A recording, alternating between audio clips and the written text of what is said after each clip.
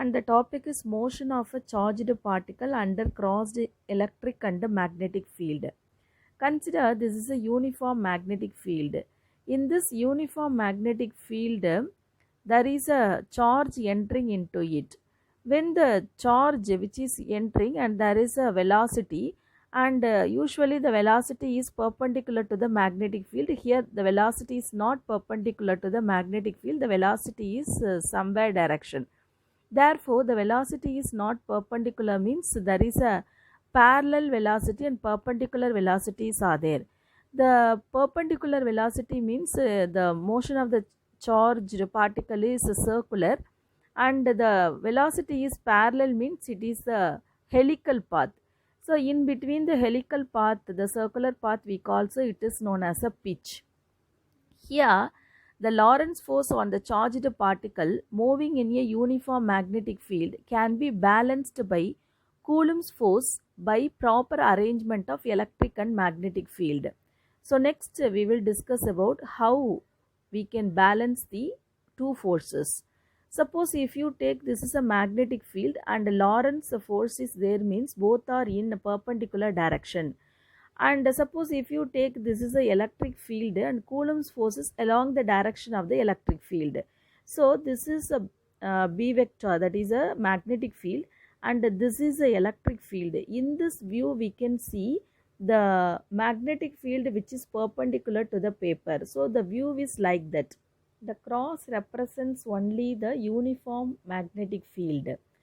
And next, the arrangement of a perpendicular direction of electric and magnetic field are known as the cross fields.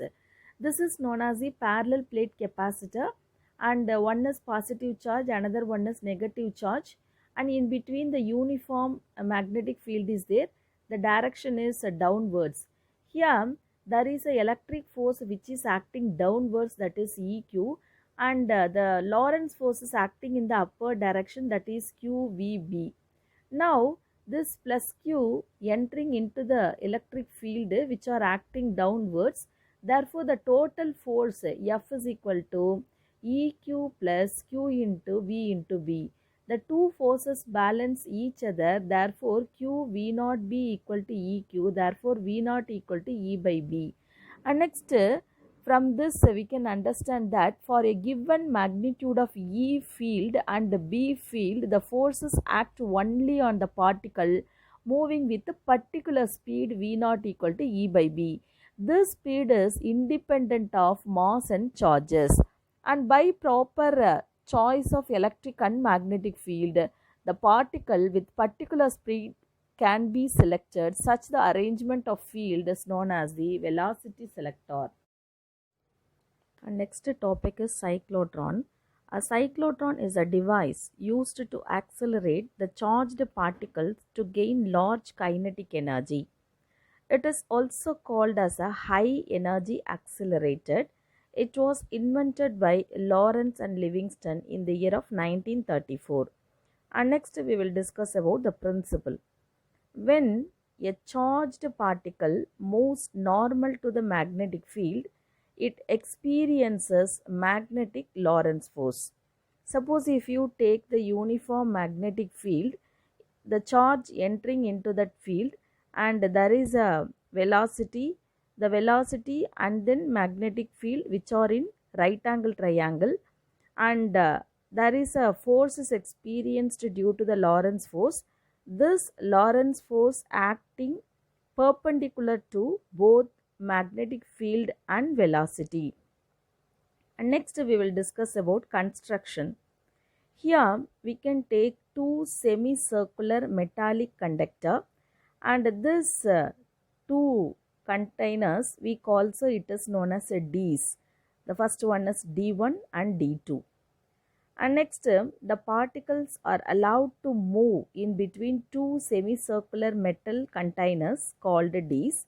The Ds are enclosed in an evacuated chamber, and it is kept in the region with uniform magnetic field controlled by an electromagnet. So here top and bottom, the north pole and south pole is there. And next, the direction of the magnetic field is normal to the plane of the Ds.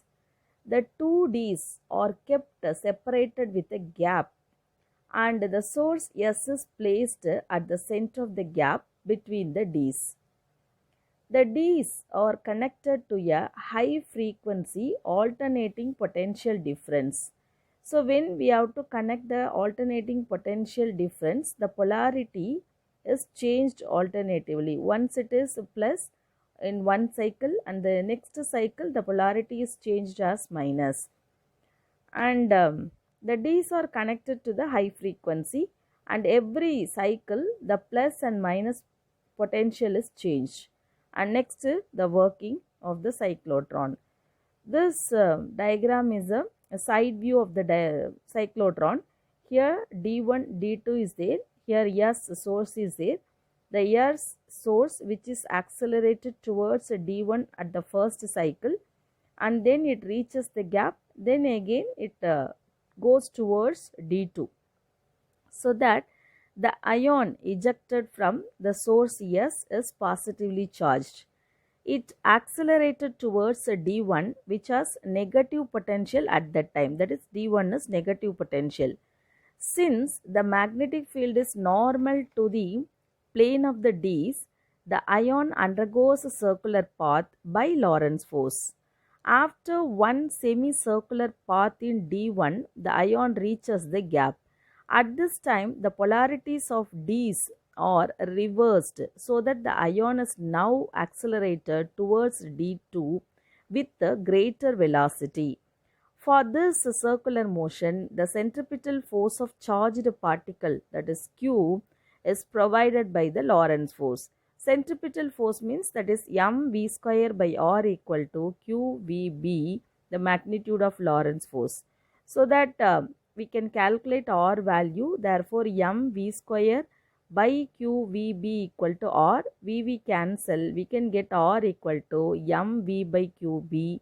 And here we can get the clear identification. R is directly proportional to V. That's why the increase in velocity, the radius of the path, circular path also increases. So this process continuous, and hence the particle undergoes the spiral of increasing radius. Finally, it reaches the target T. And very important condition in cyclotron operation is a resonance condition. That is, resonant condition means the polarity changes. So the frequency F at which the positive ion circulates in the magnetic field must be equal to the constant frequency of the electrical oscillator FOSE.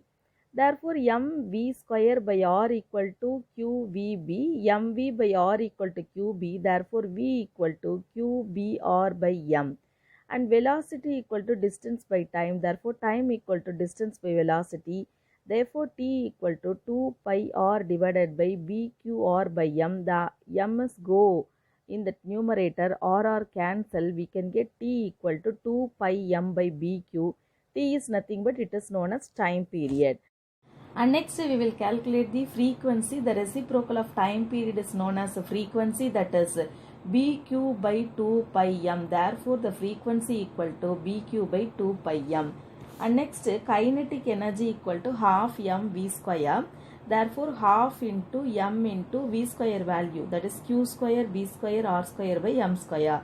Here m is cancelled, so that gained kinetic energy equal to q square b square r square divided by 2m. Limitations of cyclotron. First one is known as the speed of the ion is limited. Second one, electron cannot be accelerated. And third one, uncharged particles cannot be accelerated.